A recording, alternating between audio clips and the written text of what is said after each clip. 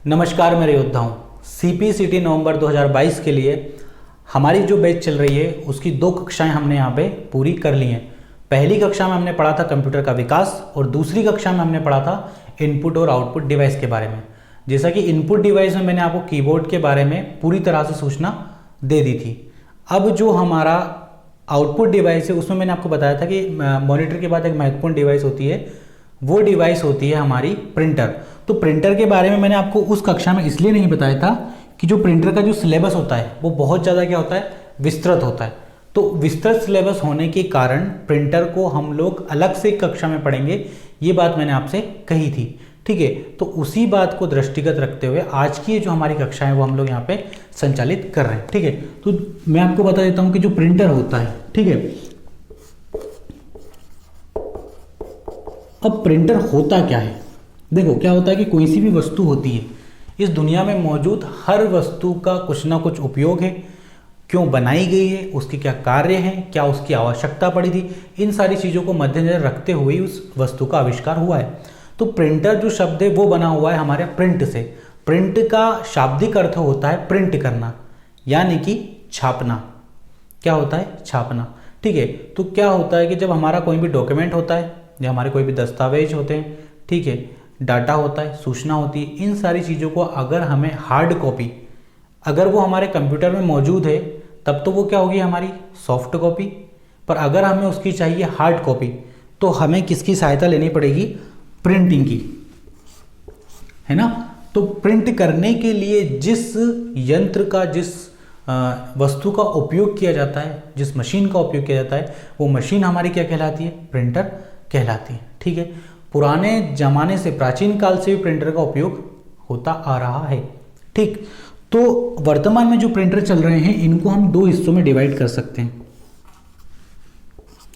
एक प्रिंटर जो हमारा डिवाइड होगा, पहला वो हो जाएगा हमारा क्षमता के आधार पर। पहला जो हो जाएगा हमारा वो हो जाएगा क्षमता के आधार पर। दूसरा जो हो जाएगा वो हमारा हो जाएगा कार्य पद्धति के आधार पर। दूसरा क्या हो जाएगा? कार्य पद्धति के आधार पर। अब क्षमता के आधार पर क्या होता है? देखो क्षमता क्या होती है, हर व्यक्ति की अलग अलग क्षमता होती है। जिस प्रकार से व्यक्ति की क्षमता अलग होती है उसी प्रकार से मशीनों की भी क्षमता अलग होती है या नहीं होती है? भाई बाइक है तो बाइक 3 लोगों को बिठा के ले जा सकती है, हम जैसे लोग 4 भी बैठ जाते हैं। ठीक है ना। और वहीं अगर हम बस की बात करें तो बस, वैसे तो बस की कायदे से 30-35 लोग बैठते हैं, पर हमारे गांव के जो कंडक्टर ड्राइवर होते हैं वो 150 भी भर लेते हैं, है ना। ऊपर बिठा लेते हैं, नीचे बिठा लेते हैं, 2-4 जो स्कूल के बच्चे होते हैं उनको तो गेट पे लटका के ले चलते हैं वो। ठीक, तो वो अपनी अपनी क्षमताओं के हिसाब से वो वाहन अपना कार्य करता है। उसी प्रकार से ये मशीन भी अपनी क्षमता के हिसाब से कार्य करती है। तो इसमें जो प्रिंटर होते हैं वो 3 भागों में डिवाइड होते हैं। कितने भागों में? 3 भागों में। पहला जो होता है वो होता है हमारा कैरेक्टर प्रिंटर। क्या होता है? Character printer. कैरेक्टर क्या होता है कि एक जो शब्द होता है, जो अक्षर होता है, कंप्यूटर की भाषा में उसको क्या कहा जाता है? कैरेक्टर कहा जाता है। कैरेक्टर प्रिंटर के बाद आ जाएगा हमारा लाइन प्रिंटर। क्या आ जाएगा? Line printer. लाइन प्रिंटर की जो कार्य क्षमता होती है, जो उसकी शक्ति होती है, वो होती है पूरी लाइन को प्रिंट कर देने की। तीसरा जो इसमें आ जाएगा वो हमारा क्या आ जाएगा? Page printer.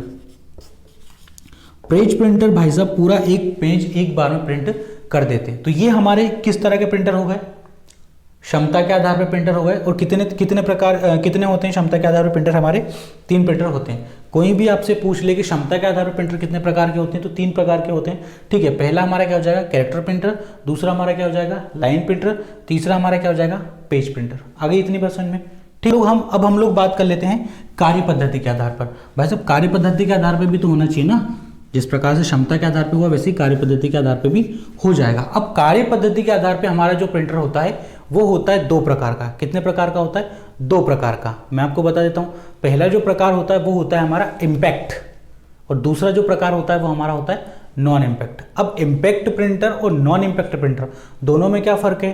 तो देखो क्या होता है कि जब हम अच्छे लोगों की संगति में बैठते हैं तो हमारे घर वाले क्या बोलते हैं कि अगर अच्छे लोगों के साथ बैठोगे तो तुम्हारे साथ अच्छा होगा, बुरे लोगों के साथ बैठोगे तो तुम्हारे साथ बुरा होगा। वो ऐसा क्यों बोलते हैं? तो वो ऐसा इसलिए बोलते हैं क्योंकि हम पे क्या होता है? संगति का असर होता है।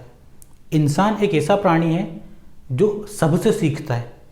वो जानवरों से भी सीखता है, वो पशु पक्षियों से भी सीखता है, ठीक है, वो पेड़ पौधों से भी सीखता है, वो सभी से सीखता है। तो जब हम किसी अच्छे इंसान के साथ रहते हैं तो उसकी संगति का असर हम पे डेफिनेटली होगा, है या ना। पढ़ने वाले बच्चे के साथ आप बैठ जाओगे तो उसकी संगति का असर आप पे होगा या नहीं होगा।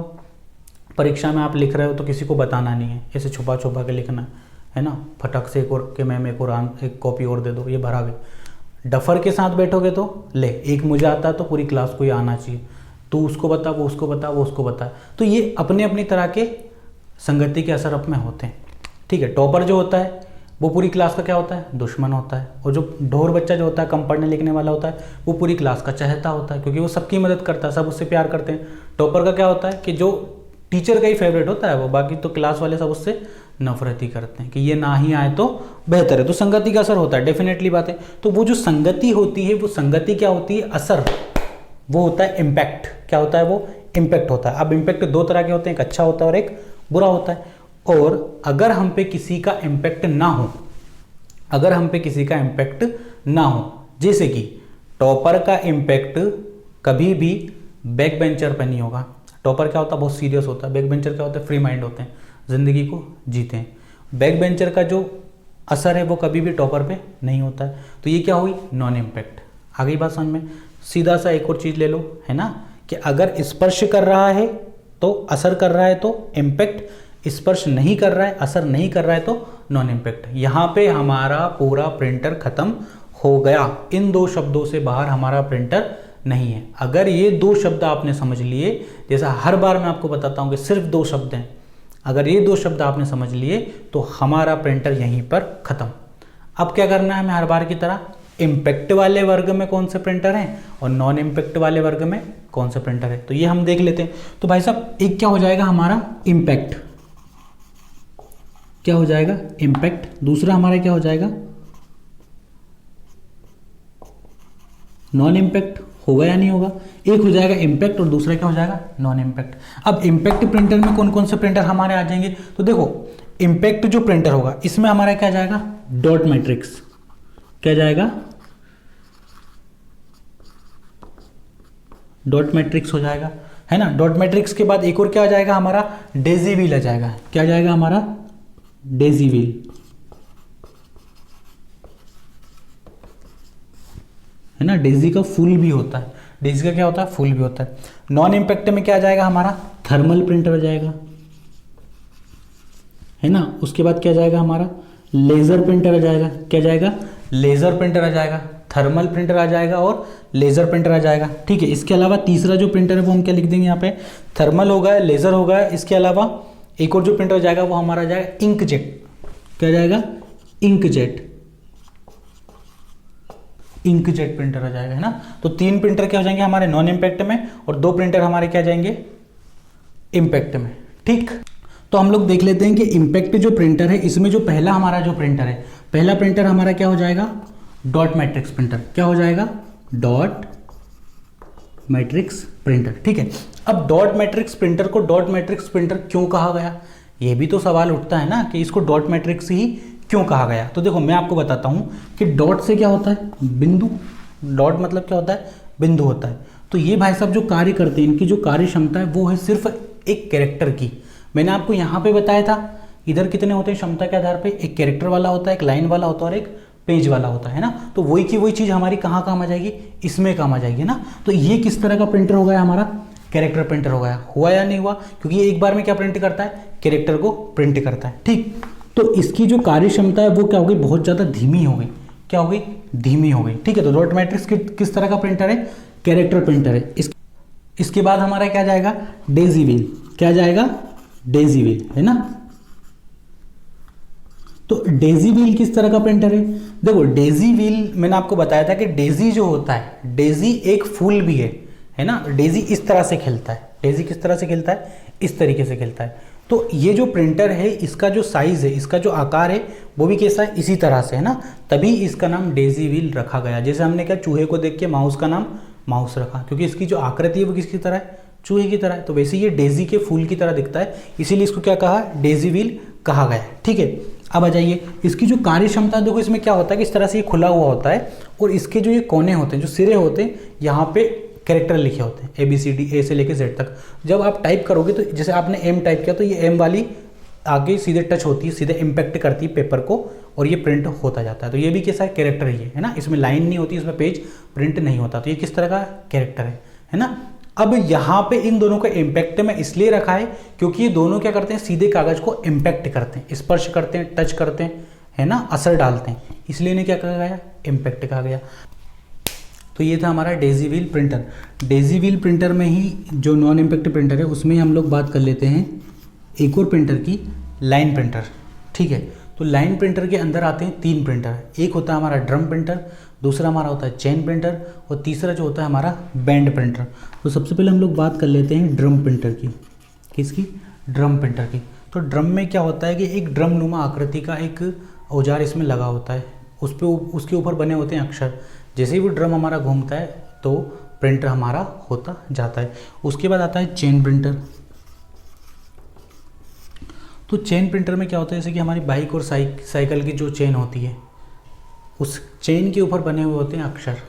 जैसे ही वो अक्षर हमारे घूमते हैं, है ना, चेन घूमी तो अक्षर भी घूमते जाएंगे और प्रिंट होता जाएगा।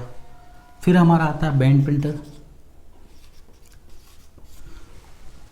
तो जो बैंड प्रिंटर होता है, बैंड प्रिंटर में लगा होता है एक स्टील का हथियार, है ना, एक यंत्र लगा होता है स्टील का, हूबहू वो रहता है चेन प्रिंटर की तरह, पर इसमें चेन लगी हुई होती है और उसमें स्टील का वो बैंड लगा होता है। ठीक है, वो स्टील का बैंड लगा होता है, वो घूमता है और वर्ड हमारे लाइन में पूरी की पूरी एक लाइन हमारी प्रिंट होती जाती है। तो ये किस तरह के प्रिंटर हो गए, हमारे लाइन प्रिंटर हो गए, और ये हमारे कैरेक्टर प्रिंटर हो गए।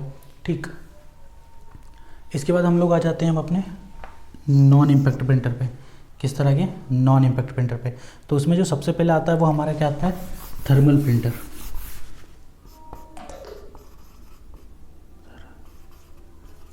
थर्मल प्रिंटर, ठीक है। तो थर्मल प्रिंटर में क्या होता है कि इसमें एक रासायनिक युक्त कागज होता है ना, उस कागज पे कैरेक्टर प्रिंट होते हैं, उस कागज पे क्या होते हैं, कैरेक्टर प्रिंट होते हैं। ठीक है, तो ये हमारा किस तरह का प्रिंटर होगा, नॉन इम्पैक्ट।